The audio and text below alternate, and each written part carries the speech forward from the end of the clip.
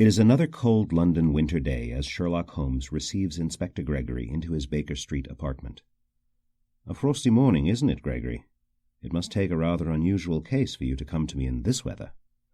"Your deduction is sadly accurate, my dear Mr. Holmes. Dr. Harry Green was killed this morning as he was opening his surgery." "Dr. Green, your next-door neighbour? How terrible!" "Terrible and incredible. A murder right under my nose. Delivering the bad news to his wife Courtney was really quite embarrassing. He was just 32 years old." "Tell me everything you know." Rubbing his shivering hands, the inspector begins. "The doctor must have just arrived to work this morning when it happened. I heard the gunshot myself, and it couldn't have been but a few short minutes after the 8 o'clock chimes.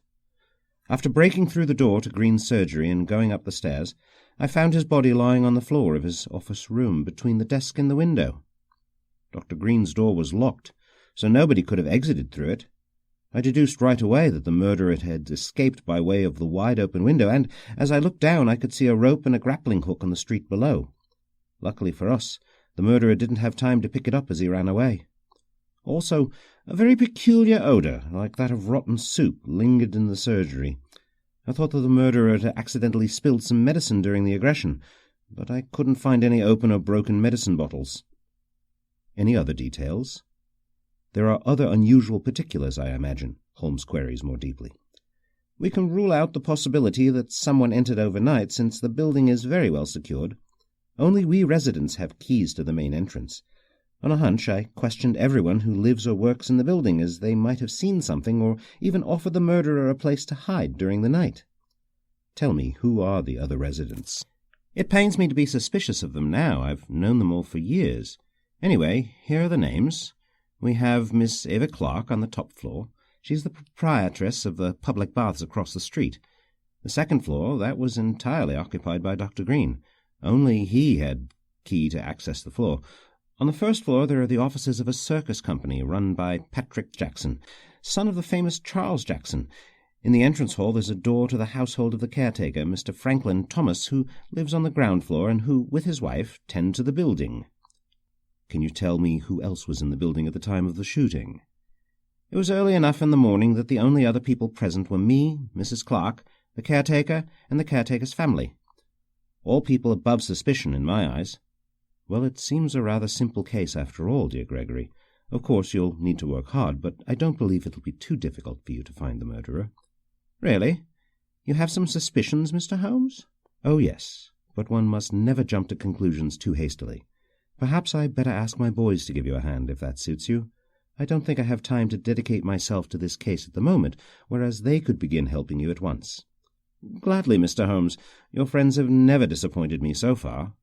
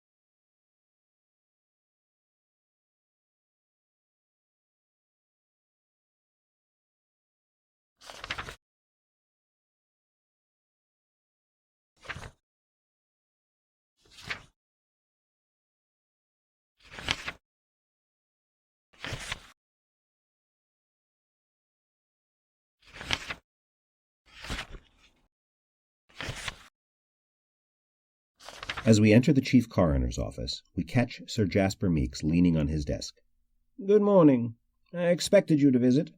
You're interested in the analysis of the body of the deceased Dr. Green, I imagine." "Exactly. What can you tell us about the cause of death?" "Every analysis of the corpse confirms Scotland Yard's hypothesis. Dr. Green was killed by a gunshot. The bullet pierced his chest, puncturing several vital organs and almost immediately causing death.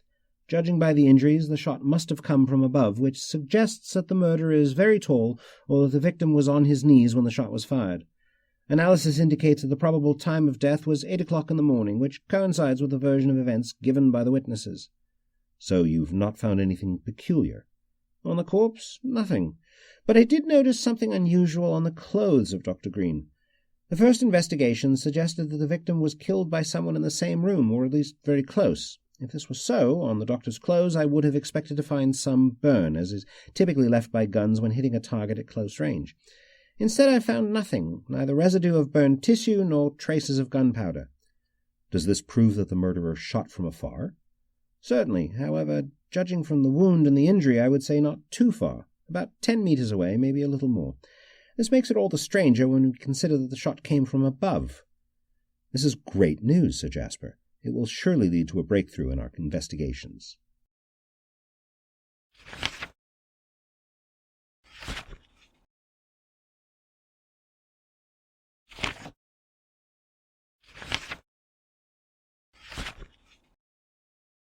George Hall's laboratory looks like a forest of tubes and bottles. Enveloped in twilight, Hall emerges from it holding a steaming flask. Ah, here we are. You arrived just at the right moment. Hear about the Dr. Green murder, I imagine? Yes, but tell us, have you discovered something? Well, the first oddity regards the rope used by the murderer to descend onto Euston Road.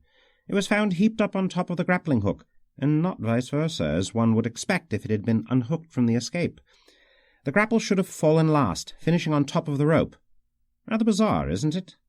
Also strange that the grapple didn't pierce the inner wall of the room, but only left light scratches, as if it had been dragged along without ever being anchored to a stable point.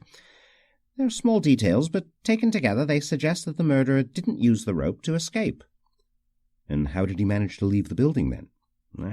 Unravelling this mystery is your task, lads. But come and have a look at what I've just found. I've analysed the rust stains on the stove, which caught my attention. A new stove already rusting, it's just too strange. Guess what thing I found? A cauliflower, gentlemen. A lovely cauliflower. For a moment we think that Mr. Hall is joking, but he notices our amazement and offers an explanation. Boiled cauliflower, thrown over the head of a stove. The stove is slightly concave, and thus welcomed the liquid, creating a light layer practically invisible to the naked eye. For what purpose? That remains a mystery. But one thing is certain. The water that cauliflower is boiled in is amongst the smelliest things in the world, and thus probably explains the awful smell in the room. As for the reason behind the presence of the liquid, and who poured it on the stove, I know less than you do. Thank you, Mr. Hall. We'll let you know if we find anything.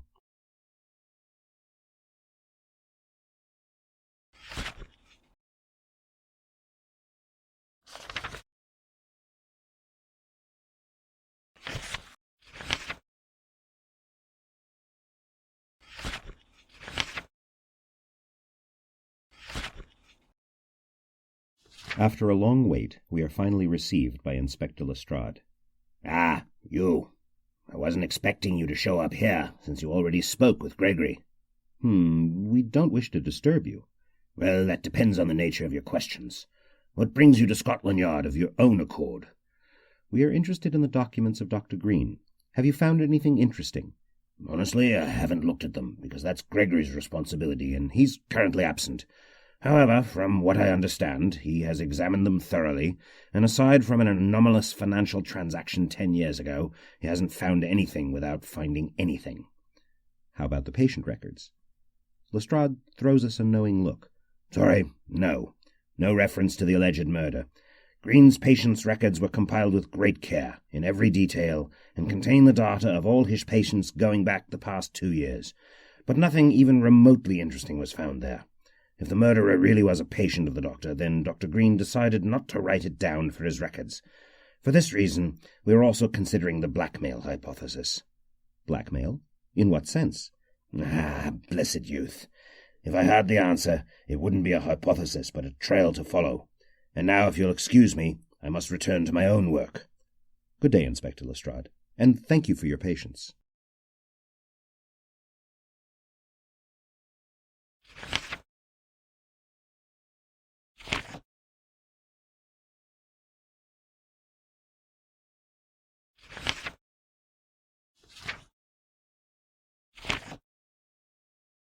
Upon entering the General Archives office, we are recognized by Stephen Wilson and led into a small, secluded room.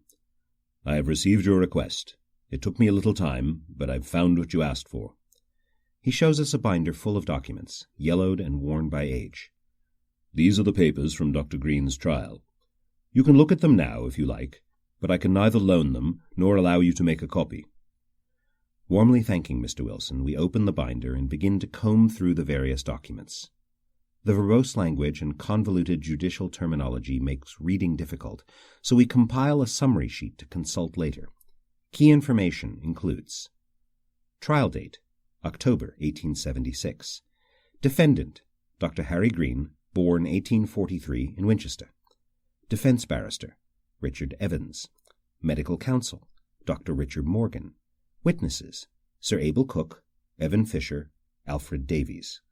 Testimony, barely intelligible, of Mr. Fisher, impaired brain function following an operation performed by Dr. Green. Testimony of Mr. Davies, crippled in one leg and one arm after suffering in the care of Dr. Green. Intervention by the defense. Defense, decisive defense speech, which showed that A. Witness testimony was unconvincing. B. All patients were at risk of death anyway. C. Dr. Morgan was advancing his personal interest in terms of his medical career against Dr. Green for a vacancy at the Middlesex Hospital, calling the entire proceedings into doubt. Verdict. The court acquits Dr. Green of all charges. Dr. Green is praised for having saved the lives of his patients, even at a hefty price. None of the doctors involved is expelled from the association. Mr. Wilson asks to check our notes, then winks and smiles. Okay, they do indeed seem to be summary notes. I don't believe that anyone would consider them copies of official documents, but don't let anyone see them, okay? You can count on that, Mr. Wilson, and thank you.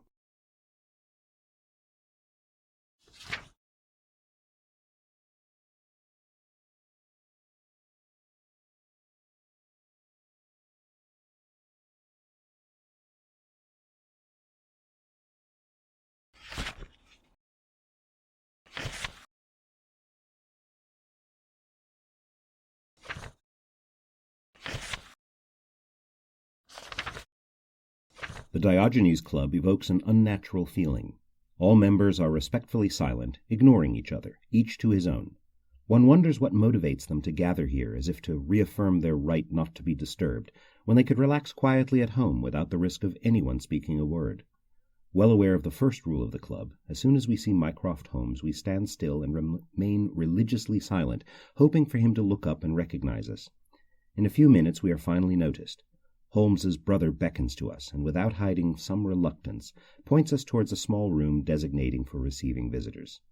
"Well, small band of irregulars, to what do I owe your visit?" "We're investigating the murder of Dr. Green. Do you know anything about it?" "Not directly, I would say. But in a sense, having heard a few snatches of dialogue at the entrance of the club, I've already realized that an incident must have taken place involving the denizens of Euston Road. I was almost certain it was Dr. Green." "Thank you for confirming my hypothesis." "So you're saying that you predicted the murder?" "I did not say that. I just made a few simple deductions from fortuitous observations. I did not see Inspector Gregory's carriage making its morning traversal of Whitehall today, so when I heard some doctors talking about the death of an honourable colleague who practised at Euston Road, I recalled that Gregory lives over there, right in the building where Dr. Green practised." "Well, since I am already aware of the circumstances, would you be so kind as to describe the crime scene?" After recovering from the surprise elicited by Mycroft's story, we reorganize our ideas and make a summary of our investigations, listing the names of possible suspects and the few clues available to us. Mycroft remains silent for a few minutes before answering. "All right. I won't bore you with the logical thread of my argument, which might seem rather unsound, but I'm pretty sure of one thing. The murderer was not in the building at the time of the shooting, so if the window was open, it is evident that it was also open at the time of the shooting, and that the bullet followed that trajectory. I believe that finding the place from which the murderer shot would be extremely simple. You just draw a line between the body and the window, extend straight outward, and voila! You will have before your eyes the exact place where the gun was fired from." "How can you be so sure?" "As I said, pretty sure. I admit a certain margin of error. I cannot rule out a detail which you have not observed, and which you therefore, albeit in good faith, have not told me. And we both know that sometimes a single detail can completely reverse the course of an investigation. Is that not true?" "Yes, of course. That's right, Mr. Holmes." Not knowing what else to ask, and without having a clear idea of whether Mycroft's deduction is a stroke of genius or a glaring oversight on our part, we thank him for his help and leave the frosty atmosphere of the club.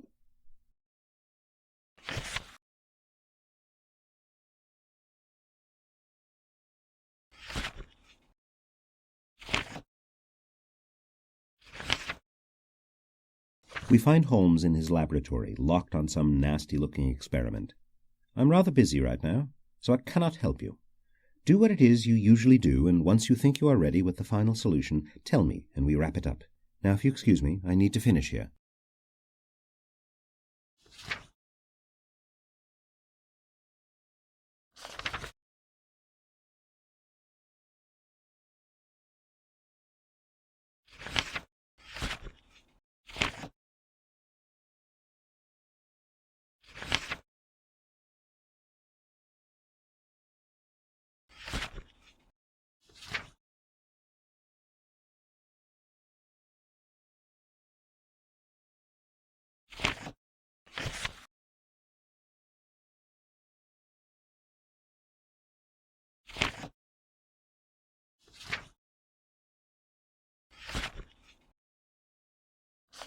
"May I help you?" asks the caretaker when we enter the large building at 39 Eustace Road. "We are here on behalf of Mr. Holmes," we answer, taking off our hats. "Oh, all right," he whispers. "I imagine you want to ask me some questions, like the police." "If it's not too much trouble." "It is my duty, gentlemen. Please make yourselves comfortable." We enter the caretaker's place, from which we can easily keep sight of the main entrance. "Can you tell us, Mr. Thomas, who entered the building from when Dr. Green closed his lab last night until this morning at 8? "Only Mrs. Clark, around 7:30 this morning. Half an hour later Dr. Green came in and he went upstairs alone, same as every morning." "How can you be so sure?" "All residents have a copy of the key to the front door, but for security at night the door is locked with 2 locks, he says while motioning towards a second lock installed on the main door of the building, visible from his home. "Besides, I'm always ready to get up at any hour of the night. In addition, ever since Mrs. Clark was robbed a few years ago, I make sure to check that there are no strangers near the door before opening it." "Can you tell us your side of the story?" "Gladly. Dr. Green went up to the floor above to open his surgery at about 8 o'clock, same as every morning. A few minutes later I heard the gunshot. It was very loud, since Dr. Green's surgery is right above my accommodation. For this reason, I was also the first to rush to the scene of the incident, together with Inspector Gregory. We found the doctor lying on the floor, as I have already reported to the police." "You're sure that nobody remained on the stairs during the night?" "Absolutely certain. I always check around before going to sleep, and there are no places to hide, neither on the stairs nor on the landing nor anywhere else. And because all the staircases are in sight of each other, no one could possibly have moved without evading my inspection." "Thank you, Mr. Thomas. That was very helpful."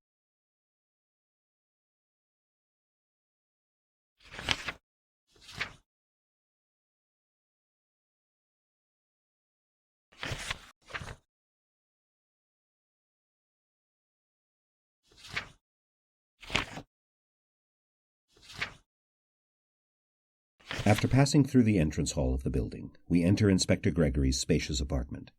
We find the inspector working in his study. "Ah, you again. I wasn't expecting to see you so soon. I'm just finishing some reports before I return to Scotland Yard. Do you have any news regarding the Dr. Green case?" "I don't think so. Sorry. I've already told you everything I consider worthy of note, which is everything I've written in the report intended for Scotland Yard." "Are there any details that haven't been recorded?" "Let me think. Well, I noticed that the stove was still slightly warm when Officer Price and I conducted a thorough examination of the room, but that's quite normal. The doctor probably left it on during the night so as not to walk into a frosty office in the morning. Everyone does that, right?" "That's true. Anything else?" "No, I've personally verified that none of the building's windows had been forced, and of course I also checked all the doors. For this reason, together with Mr. Price, I have deduced that the murderer cannot be possibly hiding inside the building, and we propose that he spent the night on the premises with the help of an accomplice." "Thank you very much, Inspector Gregory. We once again apologize for the inconvenience."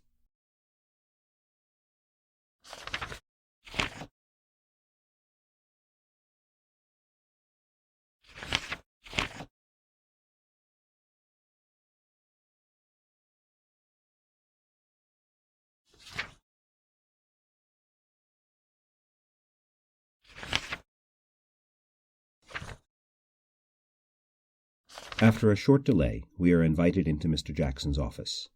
"You're here about the murder of poor Dr. Green, I suppose. How can I help you?" We're trying to figure out how the murderer could have been inside the building this morning, as no one saw him come in the main entrance. Do you have any ideas? Franklin, our caretaker, is a very reliable person. If he says that no one else entered the building besides Mrs. Clark, I believe it to be true. Seeing our puzzled expressions, Mr. Jackson continues. "Oh, it's no secret.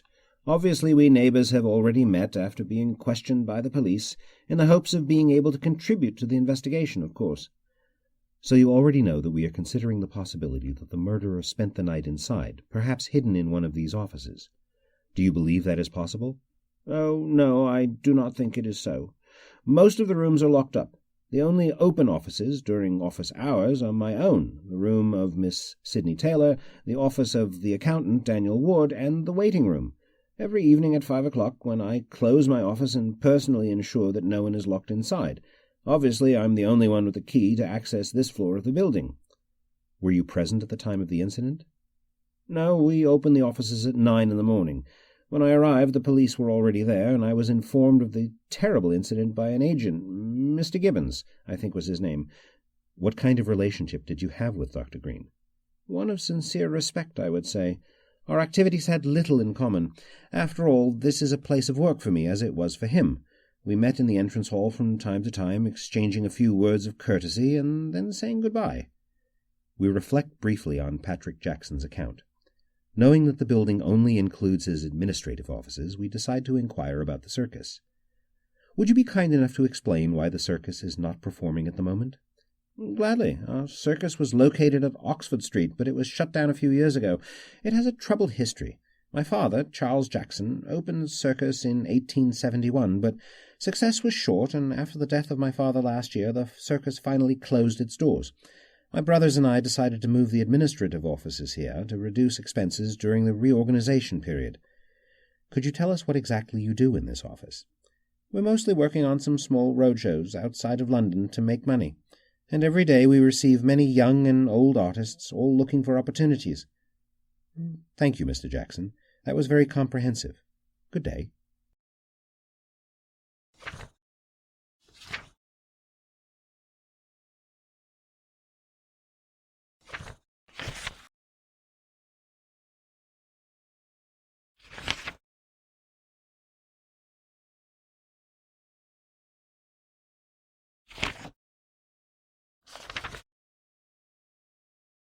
We find Mrs. Green sitting with abandon on a chair by the fireplace. A heavy blanket is wrapped around her legs, and on the coffee table next to her are a crumpled handkerchief and an untouched breakfast. As soon as the butler announces us, the lady pulls herself together and has us sit. After accepting our condolences, Mrs. Green recounts the events of the night before. "I'm sorry, but last night I didn't see my husband. I was at work with my friends, like every Monday night. Poor Harry ate his last dinner with our son yesterday. If only I had... It's scary to think that we never know in advance when the last time we will see a person." Forgive the question, but do you have any regrets? "Partly. In recent weeks my husband had been quite nervous, and all day I regret not having listened more carefully. Maybe I could have saved his life. I'll tell you everything, hoping it will help you find the murderer. A few weeks ago, just before Christmas, my husband told me that the Dr. Morgan matter had resurfaced. As you may know, about 10 years ago, Dr. Morgan accused my husband of being a bad doctor, and even managed to take him to court. He alleged that Harry was responsible for the impairments of some patients. The accusations did not gain any traction at all, and my husband was acquitted of all charges, but not without consequences. It was a tough time for us, particularly in financial terms. Although he was proclaimed innocent, my husband's reputation was irremediably compromised, and he had to close his private office and begin running an outpatient surgery for Middlesex Hospital, where he practices, practiced until now. I thought that the affair was over and that it was all water under the bridge by now. But Harry had recently started to complain about that trial, saying that sooner or later all the chickens would come home to roost and that he couldn't wait to leave behind those ugly memories. To me it seemed like barely sensible rambling, and I didn't listen. But now, when I think back to his words, and then the evil Dr. Morgan, you believe that it could be him, the murderer?" "It's a bit early to speculate." "You're right. Sorry. But it's all so strange. I still can't believe it. The fact of the smell, for example, seems scarcely credible." "You mean the peculiar smell present at the crime scene?" "Exactly. Harry had a rather delicate sense of smell. Sometimes even the fragrance of herbal tea bothered him. He was insistent that his surgery always remained clean, free of odours and perfumes. When the police asked me if I knew something about the bad odour, for a moment I hoped they had the wrong person. A stench in the surgery. Oh, dear Harry. Oh, that misfortune, poor thing, as if the facts were not already tragic enough."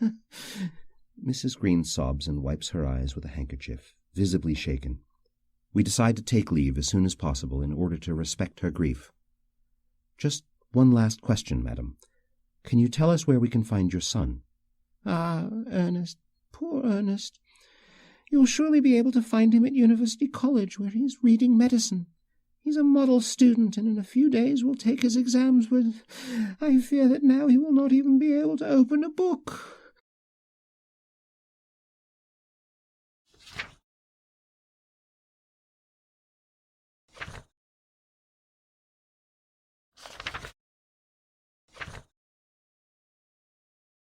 Mrs. Clark welcomes us in person, opening the door overlooking her staircase on the top floor of the large Euston Road building. "Sit down, please. Today I'm alone in the office, so I myself will do the honors," she says, winking. We enter feeling quite puzzled by the apparently jovial attitude of the lady. After welcoming us into the small sitting room and offering us a rather unremarkable cup of tea, Mrs. Clark tells us her version of the events. "Yes, I knew Dr. Green well. After all, it was almost 10 years ago when I first met him. I was the first to move my administrative offices here, you see.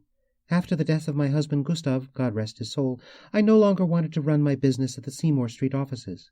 When I learned that this apartment, right next to the baths, was free, I didn't think twice about moving the management of the company here. In any case, Dr. Green opened his surgery about 10 years ago as part of Middlesex Hospital." "Interesting, but we really wanted to—" Sure, you're here to see if I saw something. Excuse me. Well, you see, it just so happens that I always arrive early in the morning. Moreover, with all the hustle and bustle that comes from downstairs, the first hours of the day are the most peaceful for work." Another twinkle of the eye. "I think I opened the office half an hour before 8. I heard the shot very clearly. After all, it was impossible not to hear it. It was so nearby. It was so strong it shook the windows, at least the ones open onto Euston Road." "You didn't see anything at all, ma'am? Heard some noise coming from the roof or from outside?" "Oh, no, I'm certain I didn't. The roof is pretty run down, you see. One hears even the steps of cats as they walk there. The same applies to the walls of the building. I don't think that anyone could climb them without breaking something. As you can see, the building is solid but old. The exterior finishes are pretty battered. It would be hard not to leave a trace." "Interesting. You said that you entered the building before 8. Is it possible that someone sneaked in right behind you?" "Most certainly not. A few years ago I happened to be robbed by a thug just at the entrance whilst putting my keys into the lock. Since that time I always ring the bell to alert Mr. Thomas. He's a great caretaker who takes the trouble to open the door and check each way for me, both when arriving and when I return back home." "Well, ma'am, we are very grateful to him. Just one last question. Did you ever happen to exchange some words with Dr. Green? In short, did you associate with him?" "Oh, sure. We met at least once a month."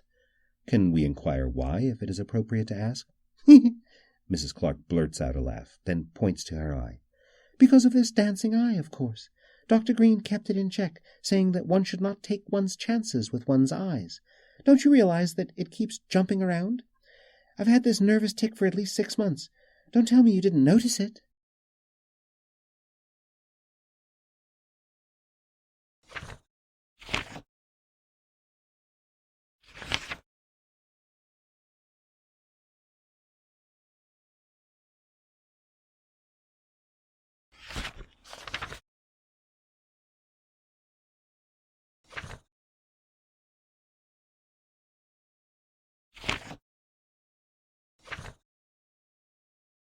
Mr. Carter is a tall, thin man, over 50 years old, but he still has a keen eye indicating high intelligence.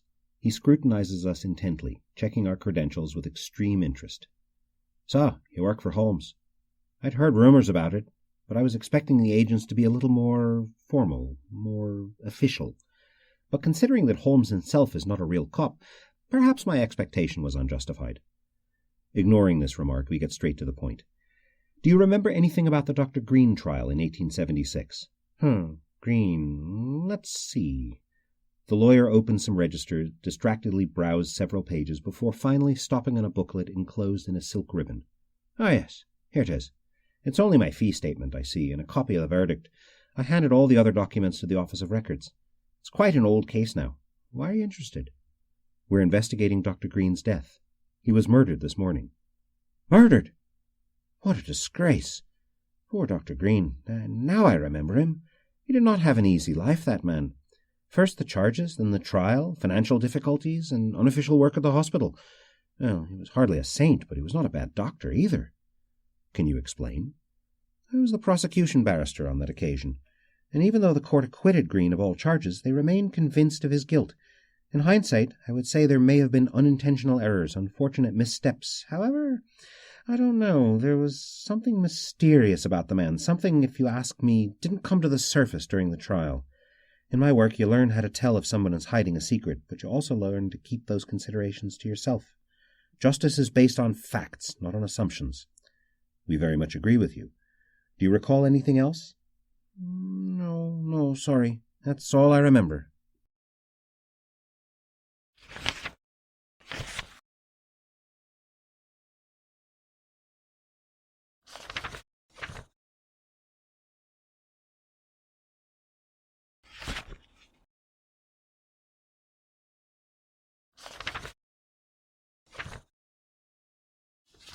Mr. Evans' secretary makes us wait briefly outside the barrister's office. When Mr. Evans emerges, we see that he is a large man, about 60 years old, perhaps less. Our attention falls on a large mole sprouting from his forehead, just above his left eye. Ah, the urchins of old Holmes. How can I help you? Do you know of Dr. Green? He died this morning. Yes, I heard something, but was waiting for tomorrow's newspaper for the details. We think that the murder had something to do with the 1876 trial. Could you tell us if you remember any important details? Allow me to recall. Perhaps this is the trial with the charges of mutilation and torture, right? Of course, the one with Dr. Morgan. Ah, yes. Come to think of it, something particularly strange did happen. A true gift from heaven, actually. One of the witnesses, the cripple who had lost the use of his left arm, testified on behalf of Dr. Green, despite being brought to the witness stand by the prosecution. I remember focusing on my own closing argument in the testimony of the lame man, so as to convince the court of Dr. Green's innocence. It was a real success, but it was really not my doing. Even today I wonder about that highly unexpected testimony. Without that twist of the plot, the trial would have been long and difficult. Are you telling us that the innocence of Dr. Green was uncertain? Unfortunately, that's the way it was. I don't remember the details. But during the hearing I had the distinct feeling that the medical interventions performed by Dr. Green had an ulterior motive. There was an old cavalry officer who suffered a cataract in the eyes, and I don't think he ever would have died from such a thing, but Dr. Green wanted to operate on it, and in doing so permanently blinded him. The situation of the other two witnesses was not much different. One of them was a former circus artist, specialized in acrobatic shooting, who broke bones falling off a horse. The other was a poor laborer who had suffered a brain injury while working in the yard, falling from the scaffolding. Both would have been fine after a few months' rest and a good bandage, but in both cases Dr. Green wanted to work, cut, and sew. The prosecution spoke of experiments on the nervous system, applications of electrodes and incisions in the spinal cord. The circus performer remained crippled for life, and the laborer lost most of his verbal and mental faculties, rendering him mentally ill. Another thing, now that you mention it, was the fact that Dr. Green wound up in debt after the trial, yet, as far as I know, did not have to shell out a penny, since my fee was paid by the prosecution. You said that the cripple was a circus performer. Could you tell us where he worked? Of course. I believe that many would remember that incident. I don't recall the performer's name, but I know that he broke his leg and his arm falling from a horse during a show at Jackson's Circus several years ago. If memory serves, it was in 1875. The Jackson Circus? But that's at the same building where Mr. Green was killed. True, but it's been a while. Old Charles Jackson passed away last year, and the circus closed its doors then. I don't think you'll find anyone who remembers the incident among the current staff. The sons of good Charles don't live up to the father, and I don't think you'll ever be able to restore the circus to its former glory. So the circus was somewhere else in 1875? Right, I think it was near Oxford Circus.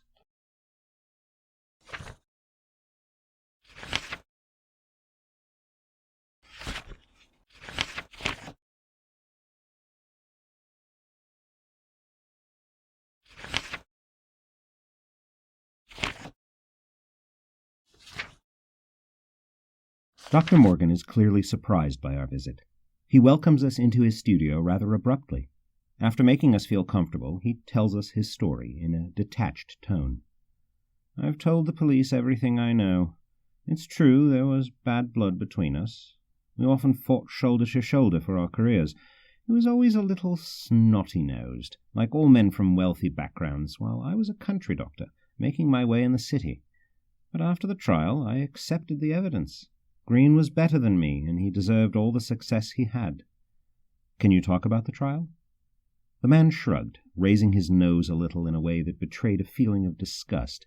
Then, barely masking his agitation, he spoke again. "It was in 1876, if I remember correctly. I was part of the prosecution, obviously. It was my firm belief that Green was responsible for some serious surgical errors that caused disfigurements in order to carry out medical experiments without the consent of patients. As the prosecuting doctor, I was charged with contacting and selecting the most important cases. So, in a sense, I was responsible for choosing the witnesses. But in the end, the defense won the day, and Green was acquitted of all charges. Indeed, to this day I regret my defeat, because the verdict heralded Green as a genius of medicine who had saved people from certain death." "Could you tell us the names of those people?" "I don't remember the names of the prosecution witnesses. I believe that among the mutilated there was a blind, a cripple, and a person who suffered from cerebral dementia, but if you can wait a moment I will see if I can find something amongst my old papers." Dr. Morgan comes back after about 10 minutes with a considerable amount of paperwork. "Ah, yes, here it is. Mr. Evan Fisher, Mr. Alfred Davies, and Sir Abel Cook. But I honestly don't remember who among these suffered which ills." "Do you believe that these people could hold a grudge towards Dr. Green?" Dr. Morgan looks down at the carpet, fretting. "I do not think, though, now that you mention it, one of them behaved in a strange way during the trial. Before the hearing, all three were very hardened, ready to plead their case against Dr. Green. Yet when the time came to testify, the lame one completely changed his testimony, and instead of accusing Dr. Green, praised his medical talent, saying that he may have been impaired, but more importantly had been saved from certain death. The more I think about it, the more I believe that this witness completely changed the course of the trial, because his case seemed the most striking of the three." "Did you ever see these people again after the trial?" "No, and for that reason I have little memory of them. I've tried very hard to forget my defeat, and I fear, for your sakes, that I have succeeded rather well." "And Dr. Green, did you ever see him again?" "No, the last time I met him was at the end of the trial. Since that day I haven't seen him. Honestly, I didn't like Dr. Green, but he certainly didn't deserve to die." "All right, Doctor. Sorry to bother you, and thanks for your cooperation."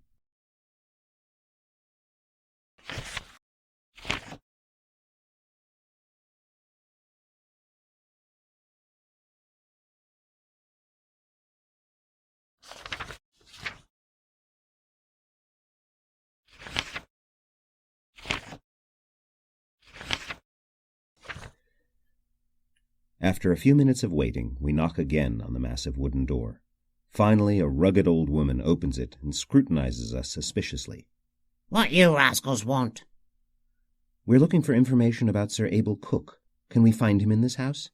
"You making fun of me? My husband's been dead for several years now." "Oh, we're terribly sorry. But if you'd be so kind as to tell us something about your husband, to honor his memory, that is." A flash of excitement passes through the eyes of the old woman. Obviously she is very lonely, and the opportunity to remember her late husband appears to have placated her. She opens the door with a hint of a smile and has us sit in the living room. There is little light, and we can barely make out the furniture, but the old lady's voice envelops us as she tells her story. My husband was a cavalry officer, class 1823, a good year, if you know what I mean. He spent his career in India, like many soldiers nowadays. That's where we first met, you know. I went to spend a few months in the heat, on the orders of my doctor, to strengthen my weak lungs that troubled me when I was a child. I was a pretty girl, and in the eyes of even the most straight-laced of men followed me.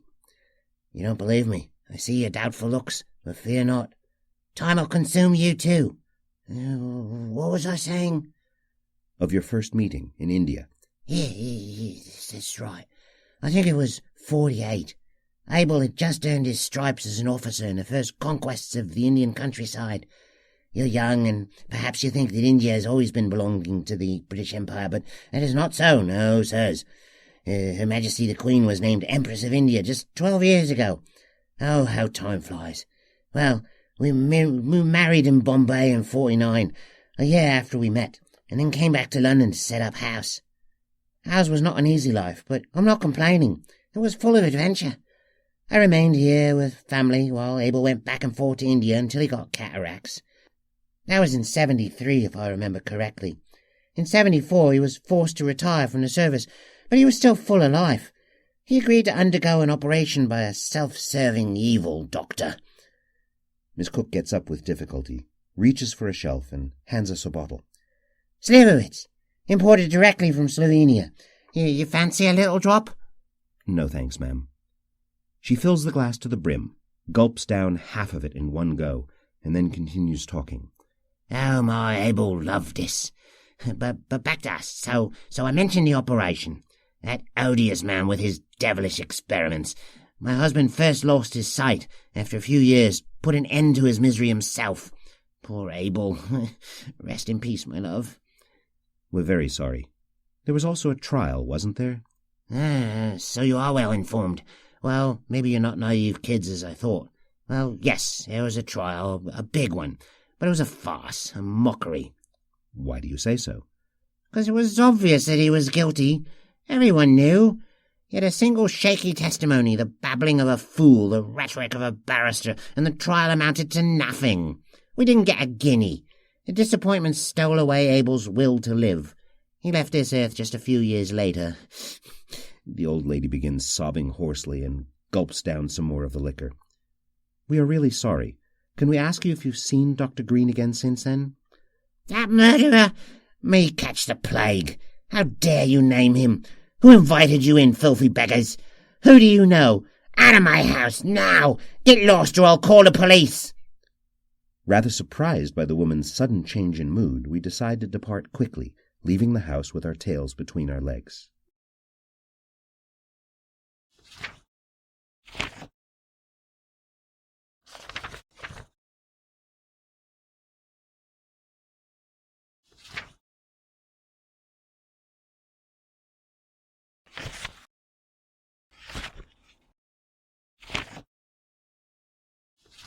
Fisher's apartment is part of a long row of terraced houses, all identical, covered with pipes, burgundy brick, and rusty gutters. We make our way between the frosty clothes hanging outside and knock on the dilapidated door. It is opened by a young woman with a small nose and reddish hair, whose emaciated face seems to hide handsome features. She appears surprised to see us, and does not say a word. "Good morning. We wanted to talk to Mr. Evan Fisher, if possible." Who, my brother? Are you his friends? "No, but we might become friends if there be an opportunity." I doubt it very much. I don't think he wants to see anyone today. The girl remains perched behind the door without removing the bolt. "Today? May we ask why?" Today, yesterday, last year, it wouldn't make any difference. My brother is a person who, you see, you don't know him, He's not of sound mind. So you know. I'm sorry, but I'd rather not let you in anyway, nor let you see. Today he has a terrible fever of the brain, worse than usual, and this cold certainly doesn't help. Can we at least ask a few questions before we leave? I'll grant you one. I'm already late for work. Can you tell us something about Dr. Green, the doctor who operated on your brother? The girl throws us a ferocious glance. While her cheeks turn red. Oh, that wretch! I thought I had banished even his name after all these years. After that sham of a trial, we no longer even heard about him. My mother and father worked themselves to death, struggling to earn the money to treat my brother, but in the end it was all for nothing. So here we are, going hungry among the screams of my brother and the complaints of the neighbours who hate the noise. Sorry, we really are sorry. If you could tell us something about the trial, maybe justice could be done. Justice? What is justice, gentlemen?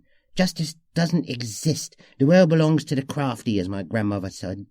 Green, with all his money, can buy judges and witnesses, and look what we got. Forget justice. So you think that Dr. Green bought his innocent? I do not think it at all. I'm sure of it. And now, if you'll excuse me, if I don't get myself to work, there'll be no food on the table tonight either. Goodbye, gentlemen, and if you see Dr. Green, give him a kick in the rear for me. I took the second retake to replace arse, but I think arse is better.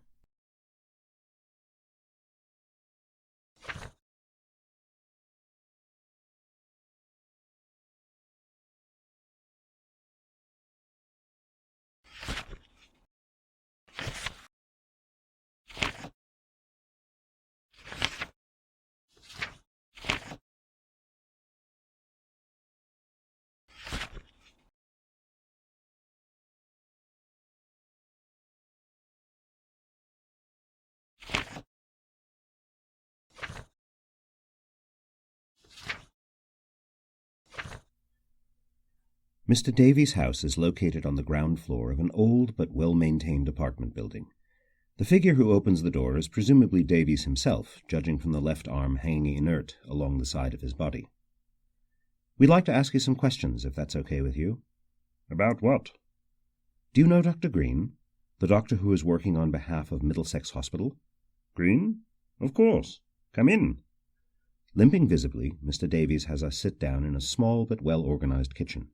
On the shelves we see many specialized pots, bottles, knives, spoons, and cutting boards. Dr. Green, you say? Are you acquaintances of his, or just nosy? Nothing like that. We just wanted to learn about his past. So why not ask him directly? Well, he was killed this morning. Oh, God, I can't believe it. Such damned bad luck. Why now? Could you explain?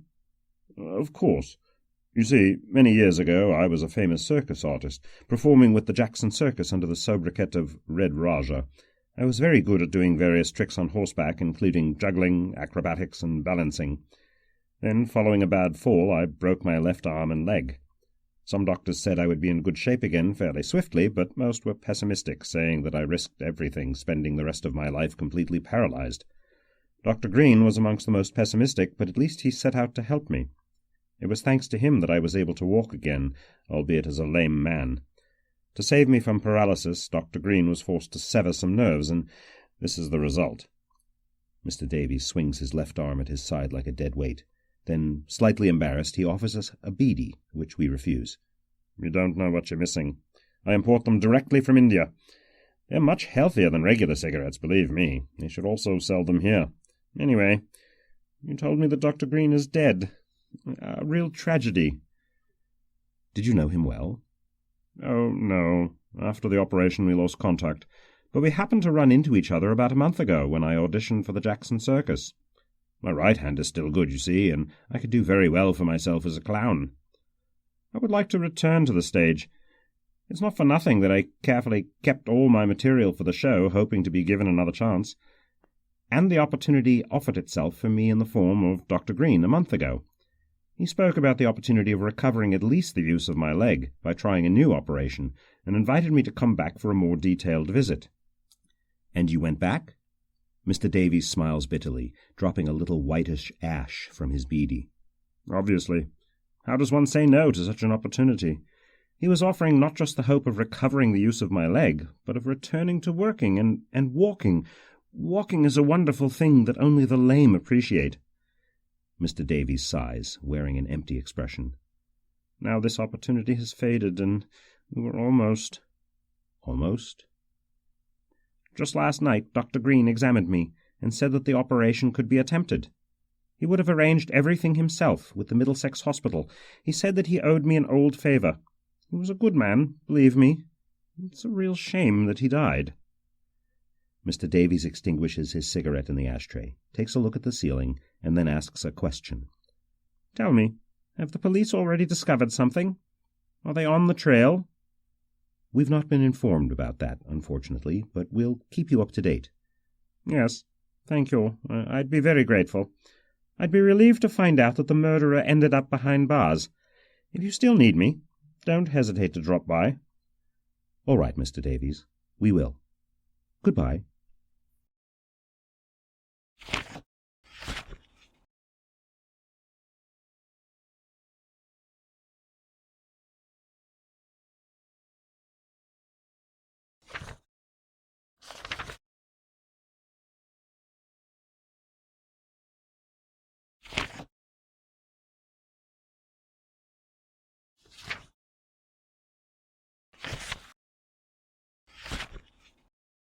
We are directed to the hospital administration office, located on the ground floor just off the reception. In the office we find a rather elderly and portly lady who looks up with indifference, waiting to be asked a question. "We wanted to get some information on Dr. Green, if possible." "Dr. Green? Is it true what they say? There was a lot of talk this morning about his death, but I've not received any official news. You know, the bureaucracy." "Unfortunately, it's true. Dr. Green died this morning. What can you tell us about him?" "Well, he worked for us. Everyone knows that. Sometimes he worked our wards, but he spent most of his time in his Euston Road practice near St. Pancras Station." "Can you explain why he practiced in 2 different places?" "I think it was because of the trial, which happened a dozen years ago. Dr. Green was acquitted of all charges as far as I recall, but he was shocked by the experience. Maybe he didn't feel like continuing to be an ordinary doctor, so he closed his surgery here. But despite this bitter choice, the other professionals held him in high regard, and our hospital offered him the option of working independently as a sign of respect and trust. Dr. Green was a regular subject matter among the hospital staff, but he practiced sometimes with us, sometimes in his own surgery. In short, nothing too far out of the ordinary." "Of course. One last question. Are the doctor's patients also to be found in the hospital records?" "It depends.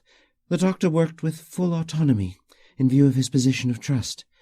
If a patient was limited to being seen or treated at the Euston Road surgery, then they were only registered with Dr. Green.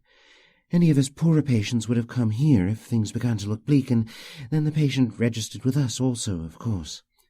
"Can we look at your records?" "I would willingly show you them, but I'm afraid you'll have to wait. The last operation performed by Dr. Green at our hospital, from what I understand, took place about 2 years ago. More recently, the doctor only worked independently in his practice. The documentation on the interventions of the past years have already been moved to our historical archive in the basement. If you want to pass by in about 10 days' time, perhaps—" "No thanks, ma'am. We're looking for the latest information. Goodbye."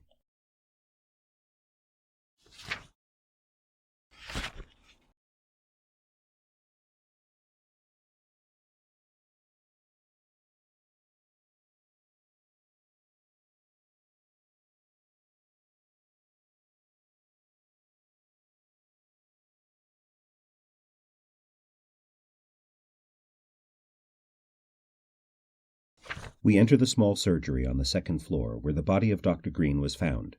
Agent Price, wrapped in his coat, immediately closes the door behind us. "I hope that Gregory gives us permission to close the window by the evening," he says.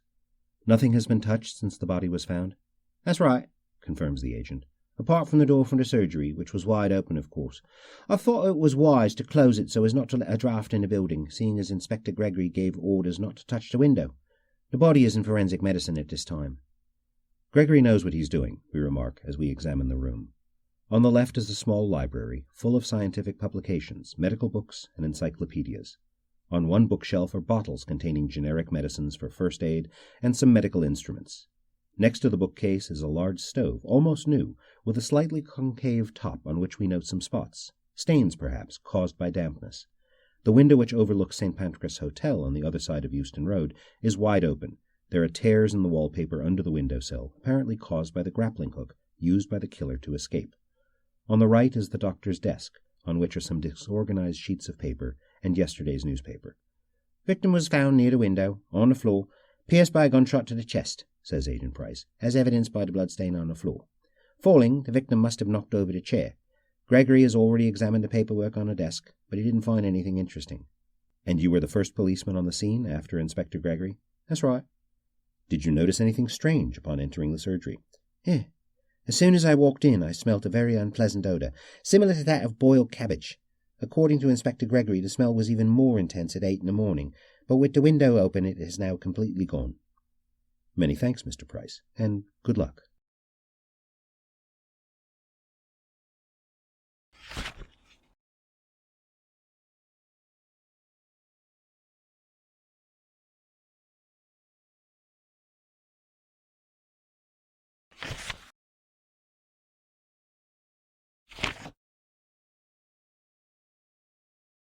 At the entrance to the public baths of Seymour Street, we are greeted by a slightly unkempt caretaker. He is wearing what appears to be a hotel porter's uniform after 20 years of service and some mending here or there. He points to the tariff hung on the door. "Twopence for entry, gentlemen." 2 pence. Isn't that a bit expensive for a public toilet? Maybe you're right, gentlemen, but the Clark bathrooms are the most comfortable in all of London, and you're paying for quality.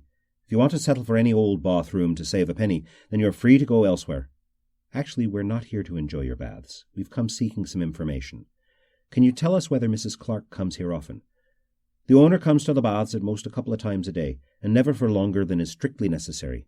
If you wish to speak with her, you can find her at 39 D Eason Road, the block next door.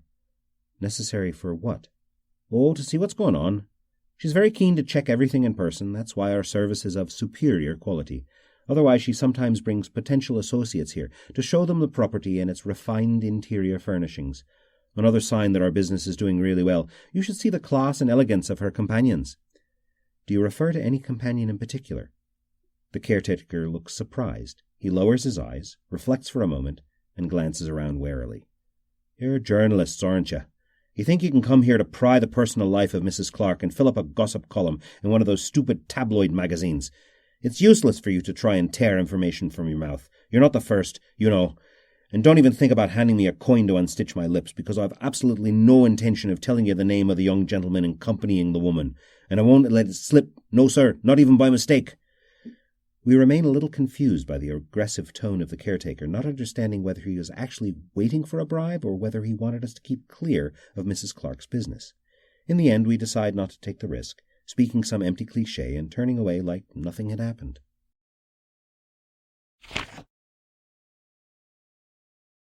Miss Taylor is a pretty girl, who appears no more than 22 years old.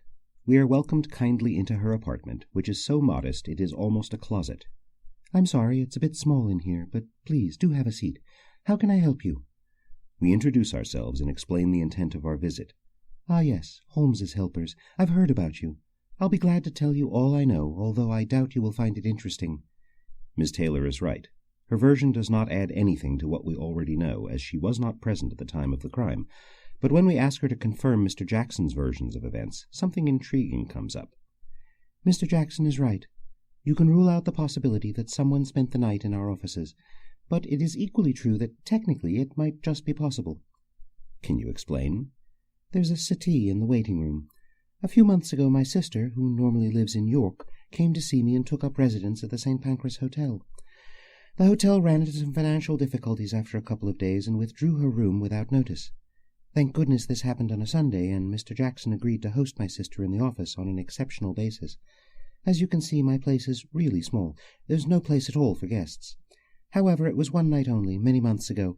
Mr. Jackson must have forgotten. Why do you think that Mr. Jackson forgot this event? Oh, with all due respect, Mr. Jackson is rather old now. If you want precise information about the past, ask me or Daniel, the accountant. Mr. Jackson is there, and then he isn't in his head, if you know what I mean. One last question, miss. Do you believe that someone might have been able to evade Mr. Jackson's surveillance last night and hide inside the building without your knowledge? Absolutely not. Mr. Jackson may have memory problems. Everyone knows that. But he's a real bloodhound when it comes to checking the office.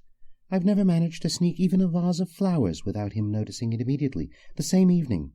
If Mr. Jackson states there was no one on the first floor when he closed our offices at 5, I am absolutely certain that is the truth.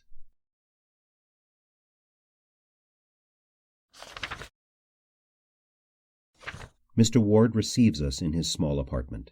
He invites us to be seated in the living room on a small, comfortable sofa.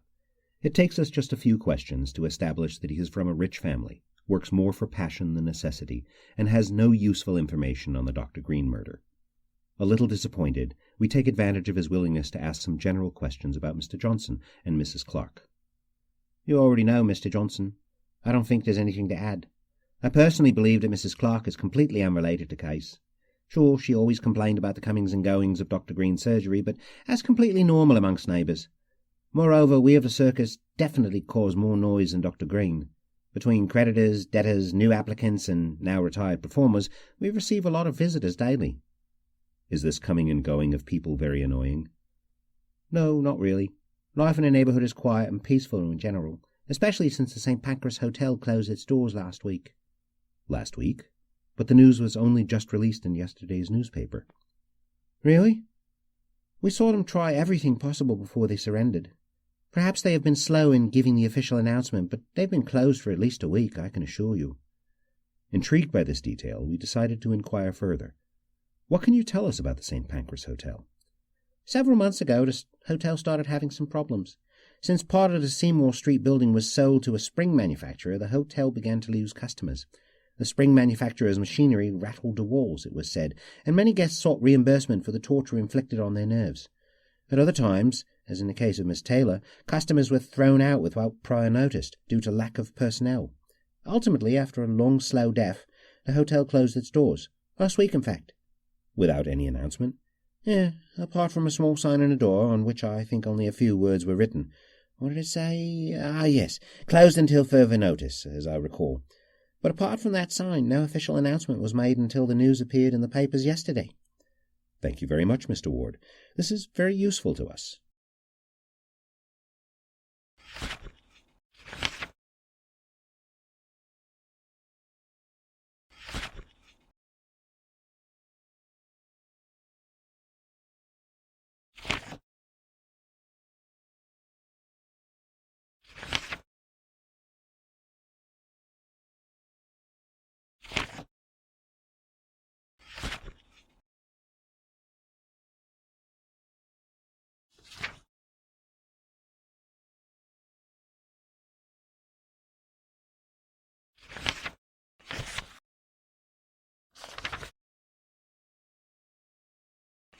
We find Ernest Green in the hallway in front of the University College Library, with some books closed on his knees, a cup of hot tea in his hands, staring into the void. He looks up and immediately understands who we are. Good morning. I expected to see you too, after the police. I guess you want to know what my father and I talked about last night, because my mother had gone out. Yes, if it doesn't trouble you. Not at all. I'll gladly do all I can to help you track down my father's murderer. I'm studying here and rarely go home to see my parents. Last night, however, I was at home when my father came back from work, so we decided to have dinner together. He was very nervous, to an extent that I'd never seen before. After a few minutes, he told me that he had received an unwelcome visit just before closing the surgery. Did he say who it was? Unfortunately, no. He just said it was a possible patient, so he preferred to respect anonymity and not name names. But without naming him, my father told me several details. He was a cripple, a wretch who had lost the use of his left arm and had hopelessly compromised legs, so he was forced to hobble with a cane held only by his good hand. It seemed that my father had taken care of him for about a month, and just last night expressed his intention of attempting a delicate and very expensive operation. But for some reason which my father preferred not to tell me, the patient did not intend to pay for the operation, as if... As if? Here my father did not say it, but I had the feeling that there was at stake a matter of principle, a kind of stubbornness or obstinacy on the patient's part. The fact is that last night my father and the mysterious patient discussed the issue for a long time. Did your father speak of Dr. Morgan? Dr. Morgan? No, not at all. I think I recall that he mentioned him to my mother a few weeks ago, but last night at dinner he was never mentioned. We reflect for a moment on the young man's account and, after hesitating briefly, decide to ask a delicate and crucial question. Do you believe this mysterious cripple might have killed your father? As I said to the police, I suspect so.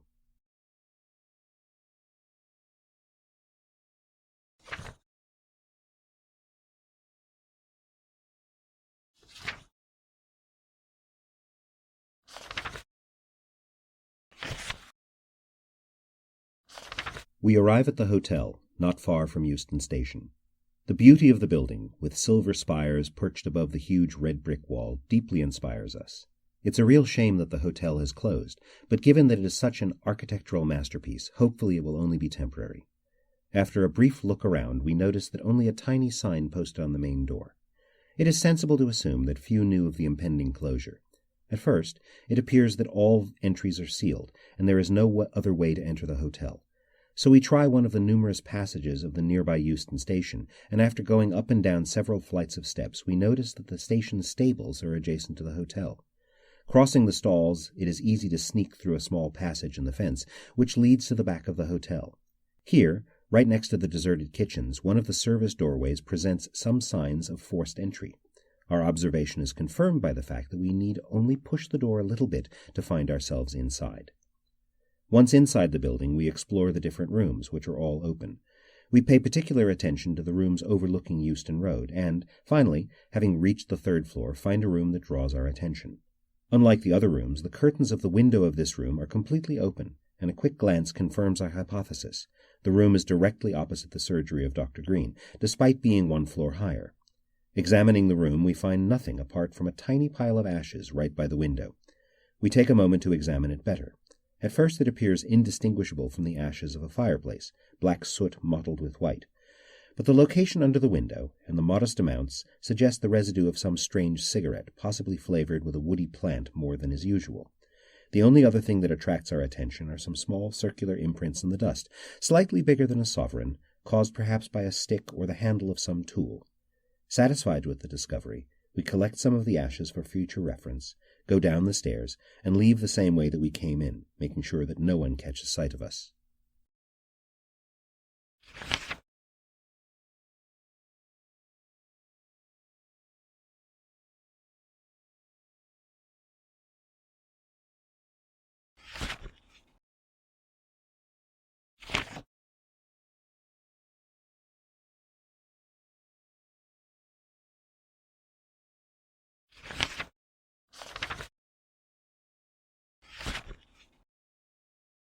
We knock on Officer Price's door and are welcomed by Mrs. Price. My husband is not at home right now. He's busy sorting out this terrible business on Euston Road. You should visit him there if you want to talk to him. On this note, we are back to our investigation.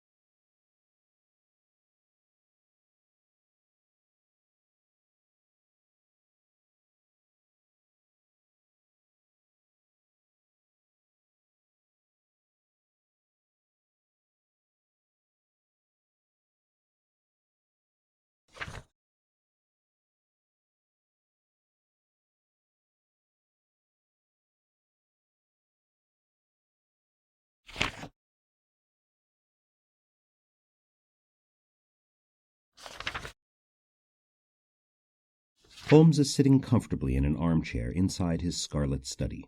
Not without betraying some satisfaction, he recounts to us how he solved the mystery in a matter of hours.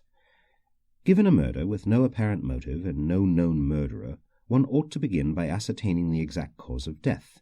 Very often it is the small details or more obscure elements that allow one to solve a mystery. In this case, the fact that the murderer was supposedly already inside the building, hidden right under Inspector Gregory's nose, made me question the murder method. So first of all I went to hear the opinion of the coroner, Sir Jasper Meeks, to see if he could tell me more about the cause of death.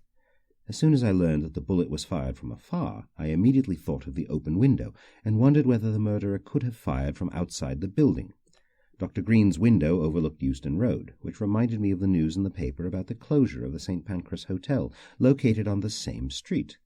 What better place than a closed hotel to shoot without being seen?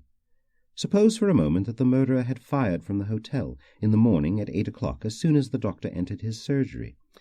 If it was so, how could the murderer know that the doctor would come to the window?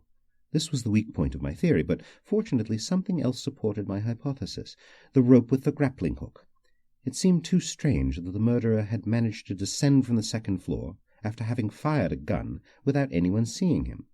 It is logical to expect that immediately after the gunshot everyone passing by Euston Road was on red alert, but no witnesses came to tell us that the murderer had been seen descending along the wall nor escaping along that road.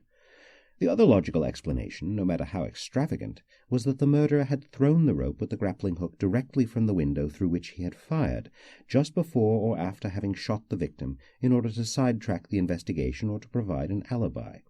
To confirm this hypothesis, I went to St. Pancras Hotel and climbed to the third floor, since, according to Meeks, the shot had come from above.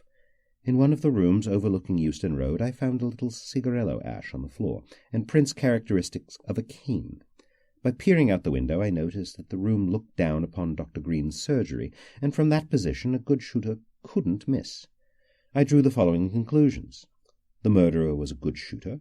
He knew that Dr. Green would open the window just after entering the room. He wanted to make us believe that he had escaped through the window, and he had been aware of the hotel's closure beforehand, while the news appeared only today in the newspaper. We now consider what can be deduced from these facts.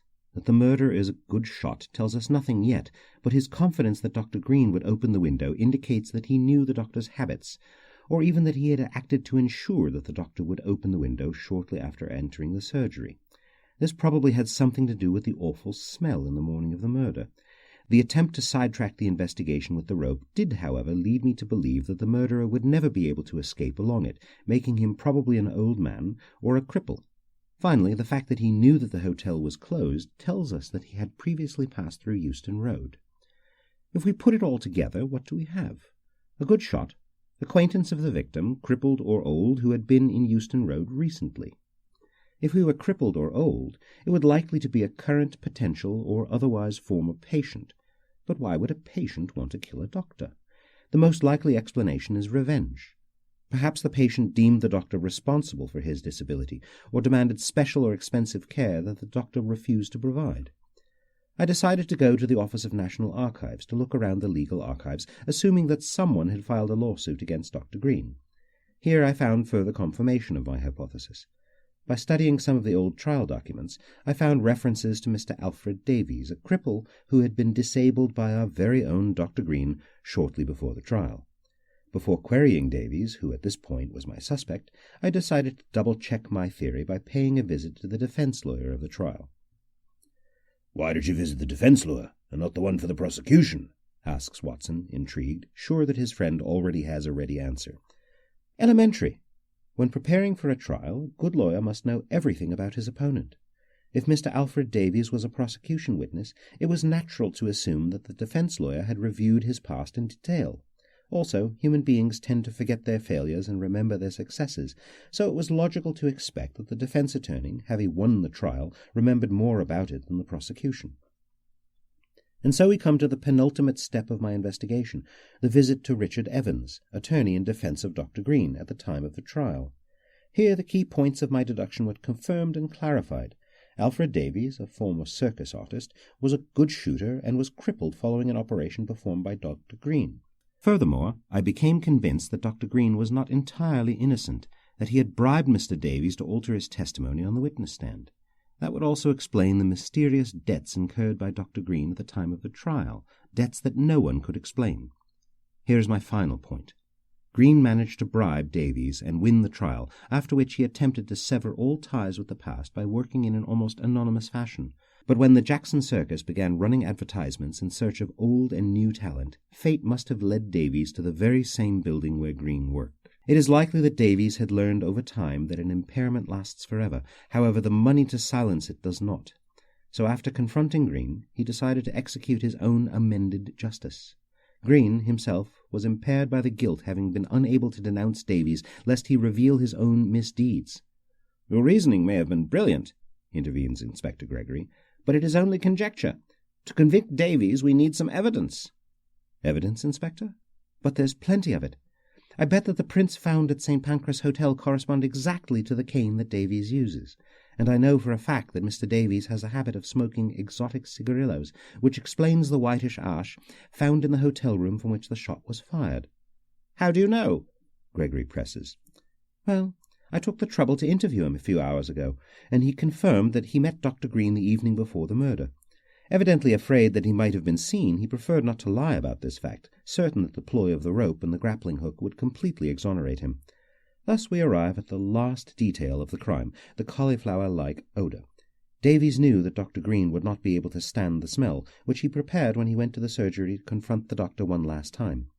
He almost certainly took advantage of that discussion to scratch the walls with his cane, leaving marks that the police later attributed to the grapple, and while Green checked the damage on the wallpaper, Davies took the time to throw fetid water on the stove, setting up a kind of putrid time bomb. After the altercation, Green closed his surgery, leaving the heater burning, something entirely predictable in this cold. And at night the water evaporated, filling the room with that dreadful odour. At this point, Watson's face lights up. "So, when Dr. Green opened the surgery the next morning, the first thing he did was open the window, and that's when... bang!" "Precisely, my dear Watson," concludes Sherlock Holmes.